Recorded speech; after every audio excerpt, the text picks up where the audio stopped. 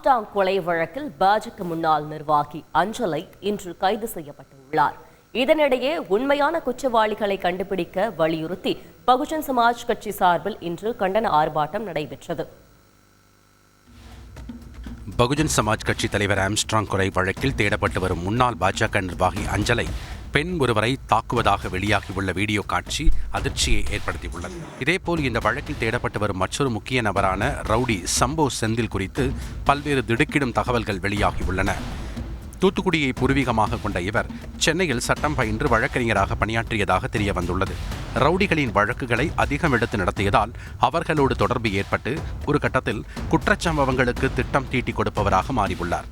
அதனால் சம்பவம் செந்தில் என அழைக்கப்பட அதுவே சம்போ செந்திலாக மாறியுள்ளது. இவர் மீது 5க்கும் மேற்பட்ட கொலை வழக்குகள் உட்பட 10க்கும் மேற்பட்ட வழக்குகள் இருந்தாலும் இதுவரை கைது செய்ய முடியவில்லை என கூறப்படுகிறது.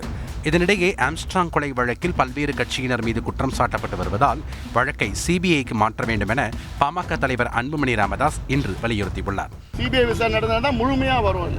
எல்லா கட்சியும் இல்லை பார்த்தீங்கன்னா திமுக சொல்றாங்க, அண்ணா திமுக சொல்றாங்க, அப்புறம் பாஜக சொல்றாங்க, எல்லா கட்சியும் சொல்லிட்டு இருக்காங்க. அரசியலுக்குள் அதிகமான ரவுடிகள் வந்துவிட்டதாக காங்கிரஸ் எம்பி கார்த்தி சிதம்பரம் விமர்சித்துள்ளார். உள்விரோதமாக இருக்கலாம், பழைய பகையாக இருக்கலாம், அவருடைய பின்னணியின் காரணமாக இருந்திருக்கலாம். இது அரசியல்வாதிகள் ரவுடித்தனத்தில் ஈடுபடுகிறார்கள் என்று சொல்வதை விட ரவுடிகள் அதிகமாக அரசியல் கட்சிக்கு வந்து விட்டார்கள் என்பதுதான் சொல்ல வேண்டும். இந்நிலையில் ஆம்ஸ்ட்ராங் கொலை வழக்கில் உண்மையான குற்றவாளிகளை கண்டுபிடிக்க வலியுறுத்தி சென்னை பாரிமுனையில் பகுஜன் சமாஜ் கட்சி சார்பில் இன்று கண்டன ஆர்ப்பாட்டம் நடைபெற்றது.